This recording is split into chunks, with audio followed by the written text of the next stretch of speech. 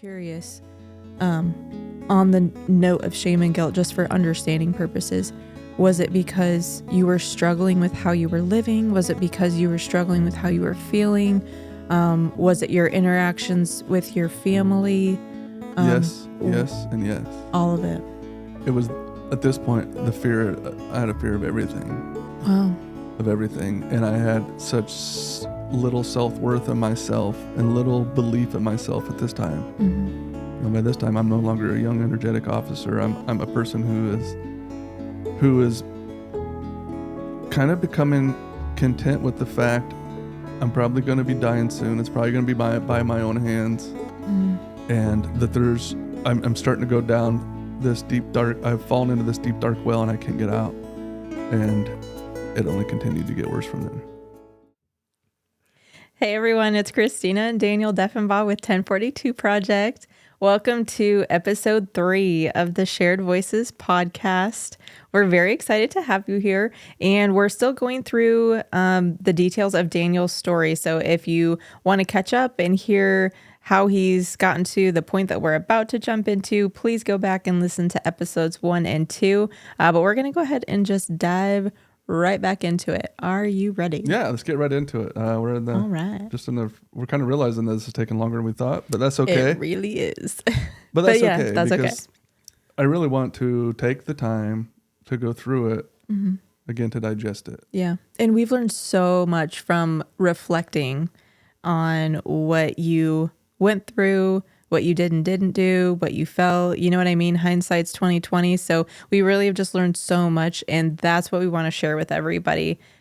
So you don't have to learn the same lessons that Daniel did the hard way, you know? Yeah. Yeah. Mine's the path that you don't want to follow. Mm-hmm. But a lot of people are doing it. It's not just me. Right. That's part of the problem. And that's why we started this organization, to help change that. Mm-hmm. And we are going to use our hurt and our pain, and we're going to bring it to the forefront, and we're going to share it, and we're going to allow good out of it. Yeah, we're going to allow good to come out of it. Yeah. And what the devil meant for evil, God will use for good. Every time. Amen. So, are we going to do this episode, or what? Are we just going to sit here and talk? Oh, we're always talking, you know? I know. Okay. So we had talked about, what had happened with Dan, and stuff like that. But the point that we're at right now, on the timeline that we kind of, made together the other night, it looks like is 2008. And we kind of I have this word written next to it, kind of like the era of denial. Yeah. And you kind of shared how at that point in time, you were an alcoholic. You were a full-fledged alcoholic. 100%. But there's different phases, right? Or you went through different phases. And at this point in time, you were enjoying it. You were an alcoholic, but enjoying it. Yeah. And so what was your perspective of that? What was going through your mind, as you're working during the day, right? And then coming home, but you're drinking every day, and you've got your family there, your wife at the time and kiddos, and just paint us that picture.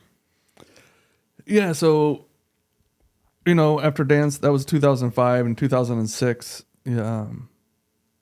I continued on the same path of drinking. Mm-hmm. I'm not changing my behavior. Mm-hmm. At this point in my life, I'm drinking every single night. Really self-medicating. At this point in my life, see, when I went through this, it wasn't like it was a cliff that you just fell off of, right? Mm-hmm. It was just a gradual decline, almost so much so that I didn't even notice it. Mm-hmm. That's kind of how it happens, though, right? It's like one day you look back and you're like, how did I get here? Right. It's like the saying about, if you throw a frog into a hot boiling pan of water, it'll just jump out. Yeah. But if you put the frog in the water and then warm the water up, he doesn't realize he's being cooked to death. Yes, I was just thinking of that analogy. But that's you essentially... think about frogs a lot? I do. It's weird. No. But really, because that's what it's like. It's like, so at this point, the burner's getting turned up, right? Mm-hmm. And I'm not in a place to see it or to notice it. Or if I did notice it, looking back now, I may have noticed something's happening. Mm-hmm. Well, to me, that was the trigger to go to the alcohol. Oh. So alcohol for me was my friend, is what I thought at this time. And I was very I was kind of a not proud alcoholic because I never admitted I was an alcoholic, but I'd work hard, I'd drink hard, Okay. And Okay. So like, work hard, play hard kind of thing. I can drink you under the table kind of deal. Yep. And when I was drinking, I didn't have to worry about work stuff. I didn't have to, all my friends that I drink with, pretty much everybody knew we don't talk about shop. We don't talk about it, which is probably one of the worst rules to ever have.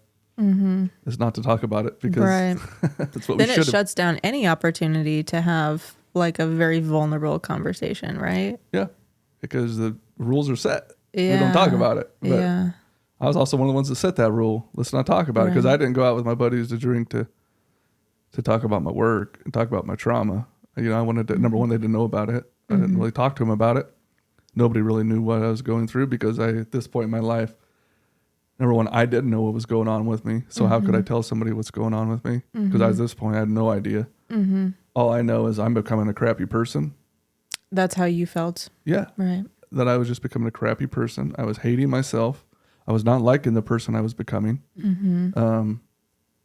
But I didn't have the strength or courage to change who I was. The easy way was to revert back to alcohol. And I would take that path every single time. So that was the response that you'd learned and you'd become comfortable with. So by 2008, I'm in my career, to everybody else, I would look like my life is put together. I'm active at work, very active at work. I'm succeeding in my career.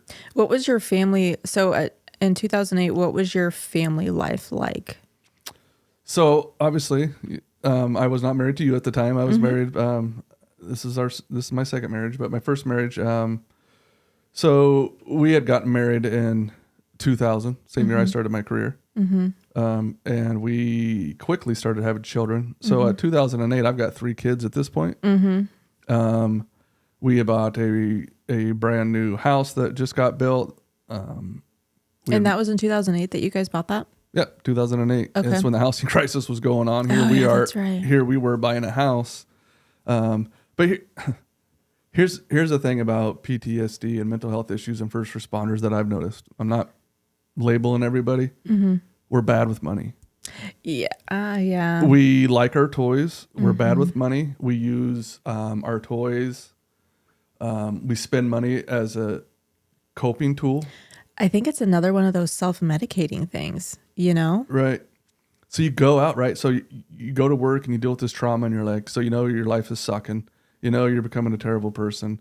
You're no longer feeling what used to make you happy doesn't make you happy anymore. The things that used to bring you joy isn't bringing you joy anymore.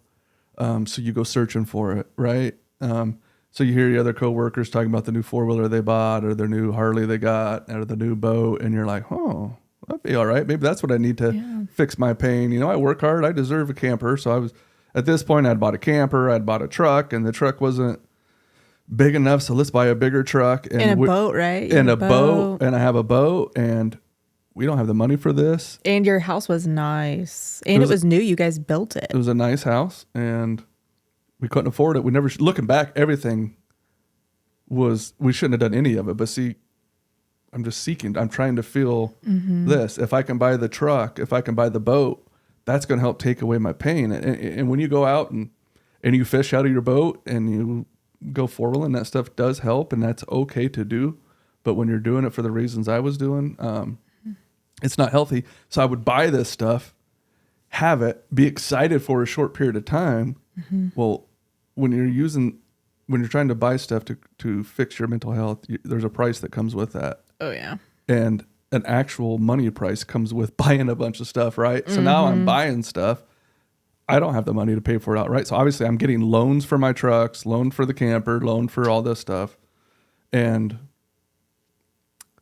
I'm just buying this stuff to try to make me happy and it's not working. So now I got a bigger truck payment. Now I've got a camper payment. Now I've got a boat. A boat breaks down all the time. All this money you're shoving into this stuff that's supposed to help you relieve your mental health. It's supposed to let you put your hair down after work. And now it's a stress because now you have more bills. More debt. And you have less time because now I'm signing up at this point. By 2008, I'm working all the overtime I can get. I'm signing up for anything I can to make extra money, to help pay the bills. Because again, I'm spending money to try to numb pain that isn't working. And well, and I'm sure also to fund your alcoholism, it's not cheap to be drinking that much every night. No, especially, yeah, because I was, I went from, it started with beer. Beer became not enough. Yeah. See, I used to get drunk. So 2008 time, I'm getting, at this point, I'm getting drunk to have fun and to escape. But I'm not getting drunk to the point where the only reason why I'm drinking is to hurry up, get drunk, pass out. Right. That comes later in my story. So by 2008, this is I don't want to call it the fun times, but in my mind at the time, I thought, man, this is great. I got all my toys. I got all this stuff. And never got to really use them because I was working. So therefore, I'm being exposed to more trauma. And now I got all these bills. And so 2008, it's a lot of facade. It's a fake face we're putting on. Not just me, my wife at the time, our family. We're putting on this image like we have stuff we don't. We look like we got ourselves put together, and it was the complete opposite. And I don't know if I've asked this before, but at this point in time, had you gone to any kind of therapy or treatment at all? Gosh, no, heck no. For what? What do I need Oh, treatment so for? like 100% denial. What do I need treatment for? Oh, That's what I'm thinking at the time. yeah. This is just part of being a cop. Look at So- everybody else I work with. They're all. So still, even after Dan, you still felt like you didn't need it. Like, so you had not connected what you were experiencing at work to what you were feeling yet. Nope. To me, no. To me, I was just becoming a crappy person. I was not. I felt fake. And so this time in my life, I'm really. So really, it was like an identity crisis thing for you. You were like, I'm changing. Yeah, I'm changing for the negative, and I know it. And at this time, I already know, like, this slide I'm going down, there's going to be a bottom, and I already knew. I felt like at that time, I was already headed to the bottom. It was just a matter of time. So you kind of like saw the writing on the wall a little bit, but you were not really acknowledging it fully. Right. And then by 2008, I'm actually starting to tell people at work, oddly enough, weird enough, especially one of my friends I was really close with, that I just felt like, man, I don't think I'm going to make it through my career. I just had this feeling. I don't think I've ever told you this. You've mentioned that before, that you would say that you didn't think you were going to make it through your career. Right. And that scared me because it's all I wanted to do. Yeah. So at 2008, I'm starting to think, wait a minute here. Am I going to be losing this job? Am I made for this? Yeah. But it's all I know. So I keep going. Right. And I keep going. So it sounds like a lot of internal conflict, a lot of turmoil. Yeah. Within myself. And my wife at the time she didn't know any of this. I was going to ask you that too. What was your guys' communication like? Were you talking about work? Were you talking about what you were having trouble with? She tried. Yeah. She tried. But no, I'm not talking. And if I am talking, I'm telling her what she wants to hear. But she's not an idiot. She sees what's happening in front of her face. She sees how this guy who was a young officer and was so energetic and full of life and happiness and the life of the party, and is now sobbing all the time, who's drinking all the time, who's angry all the time. Constantly looking for the next thing to buy. Constantly looking for the next fix to make me feel better, whatever it may be. Yeah. Buying, drinking at this point. And so is that kind of what, like, the next phase that we kind of talked about was like 2010, 2011, where, the darkness really was setting in, and you'd made the comment to me that at that point you felt like your alcoholism and your struggles were your lifestyle, was how you phrased it. It was your new lifestyle and you weren't enjoying it anymore. By 2010, you can only hide something for so long, right? Oh yeah. You can only keep things in for so long. I had maxed out everything I could to not let it show, and I knew it was spilling out of me, and everybody could see it. And And what did you feel like inside at that time? You know what I mean? Like, what were you thinking about, like your future career, your relationship? To be honest with you, by 2010, I knew I wasn't going to make it to the end of my career, and I honestly knew I wasn't going to be living much longer. By 2010, I'm in a place where I know I don't want to say I know that. I feel like I'm a pile of crap and there's no turning back, right? I feel like I have gone down this deep hole so far. There's no way out of this. There is no way out of this. And I'm sorry, I'm forgetting the question that you asked. No, you're okay. I was just going to comment on, again, reflecting on our discussion, for that period of time in your life, you'd really highlighted that you were full of shame and guilt, that was really heavy on your heart. And so I'm just curious, on the note of shame and guilt, just for understanding purposes, was it because you were struggling with how you were living? Was it because you were struggling with how you were feeling? Was it your interactions with your family? Yes, and yes. All of it. It was, at this point, I had a fear of everything. Wow. Of everything. And I had such little self-worth in myself and little belief in myself at this time. By this time, I'm no longer a young, energetic officer. I'm a person who is kind of becoming content with the fact I'm probably going to be dying soon. It's probably going to be by my own hands. And that I'm starting to go down this deep, dark, I've fallen into this deep, dark well and I can't get out. And it only continued to get worse from there. So you'd really kind of succumbed to these feelings of hopelessness. This is my new life. This is it. So you did not think it could change? No, 100% did not think it was changed. This, what I'm dealing with is something I'm going to have to deal with for the rest of my life. And I got to keep these shenanigans, trying to juggle these balls of hiding everything that's happened in my life. And another thing I'd asked you too was interestingly, at this point in time, which I'm glad we talked about it, because to some it may be kind of surprising that at this point in time you were still unaware of your PTSD. I had no idea. I just thought I was a crappy person. I thought I was just a weak person. I thought I was So you thought it was just all about you as a person and less about what you'd experienced. Correct. So you were really internalizing it.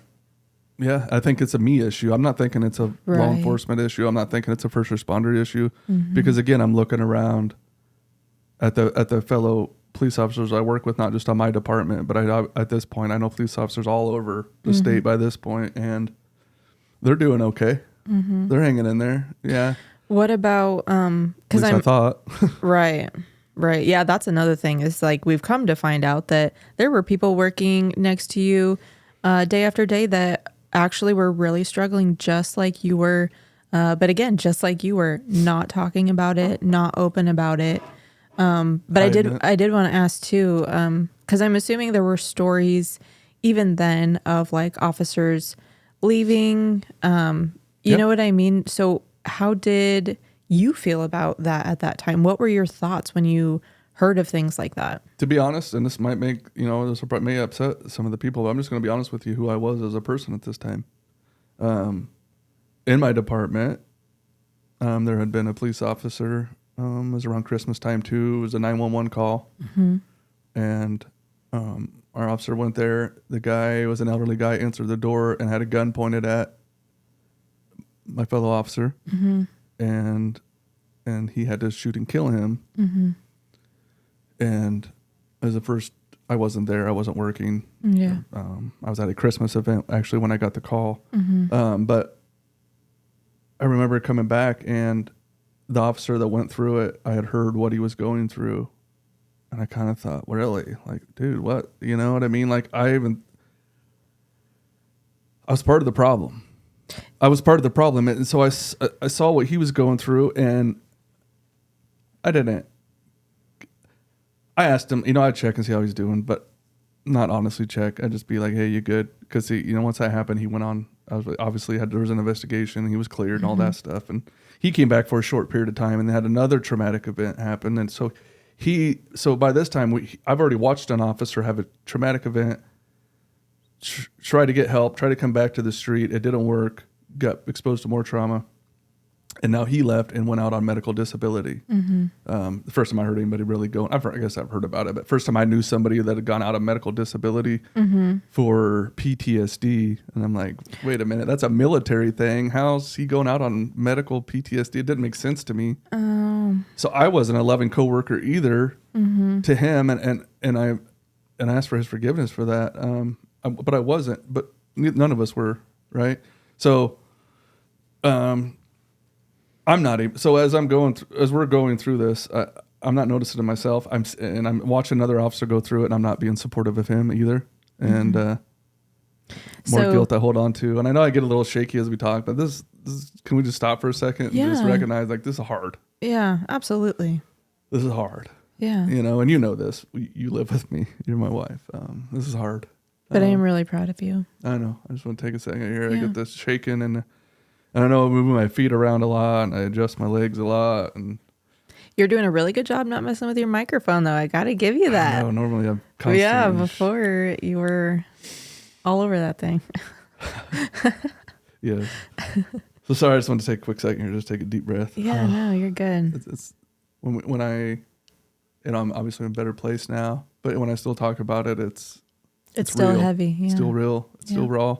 It's still I have trouble forgiving myself sometimes. Yeah. For what the decisions I made back then and what I was putting my family through and how I was handling it.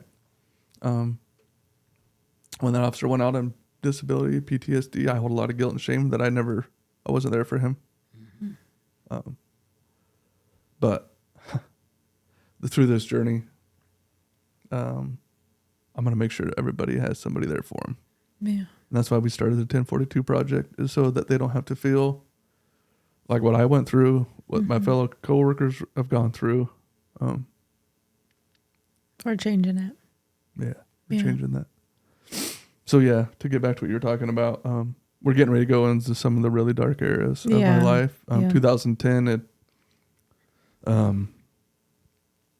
2010 is where it all goes downhill, and it goes downhill in a hurry. It gets pretty steep here. It gets pretty steep. I go through a lot. A lot of it's my own doing, my own decision making. So the rest of the story gets hard, and we'll continue that on. But what do you say we just go ahead and mark it here and let you take a breather? Yeah, this is what we would want somebody else to do anyway. So I want to note that this is what boundaries look like, recognizing where you need to take a breath and where your limit is. We want first responders to be doing this in their career with themselves. And so let's just practice that. Let's just walk that out for them. So thank you for joining us. Thank you for listening, and we'll see you in the next episode. Thanks.